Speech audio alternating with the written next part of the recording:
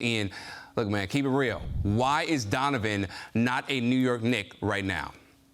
Well, in my mind, it's because the Knicks did not want to make Utah an offer that the Jazz could not refuse, because the Knicks, they want you to know that they made offers that were very competitive to the offer that Cleveland ended up getting Donovan Mitchell for. They made offers that included 3 unprotected first-round picks, didn't include R.J. Barrett. They made offers that included R.J. Barrett, included 2 unprotected first-round picks, and the 2025 pick from Milwaukee that's top 4 protected. So they felt that they made offers that were right there with Cleveland, if not better than the Cleveland offer that got accepted.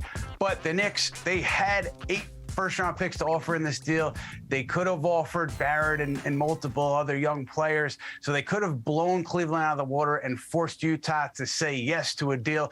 They decided not to do that, but they would say that even in those non-R.J. Barrett offers, they offered significant young players and picks in packages that were equal to Cleveland's. Yeah, if I'm looking at that, I'm Danny Ainge. I'm saying, yeah, I'm taking that. But clearly, Danny was not interested in making those moves. So now it brings a question, Ian.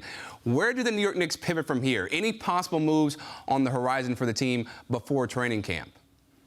Well, you look at the Russell Westbrook situation in Los Angeles, and I think there's always going to be dialogue there. Do the Knicks decide, hey, we'll bring Russell Westbrook on, we'll get a future first from the Lakers, and we'll figure it out from there.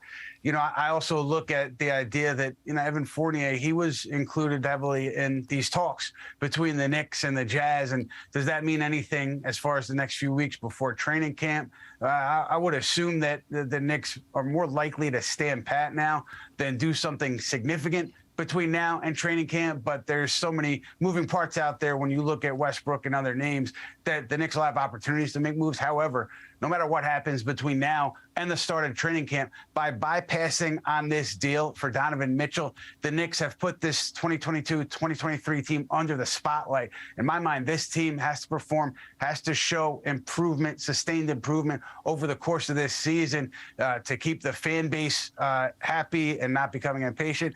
And in my mind, keeping ownership from becoming impatient, because they passed on this deal. They had the opportunity to do it. So now you have to show on the court that you're moving in the right direction. Right, and so my last question for you, obviously this is very interesting, seeing that, Donovan is not going to be a Knick, but how are your Knicks fans, friends, feeling right now after knowing that Donovan will not be playing for the New York Knicks come this season? Yeah, I got some angry reactions over text, but I didn't get a chance to gauge a lot of people's opinions, Chris, because I was actually on my way to my daughter's parent-teacher conference for her kindergarten class as this thing was happening. And I didn't get a chance to ask the kindergarten teacher her opinion, but if I had to guess, she's probably down on the trade, too. I would think so. I think that would be a safe bet.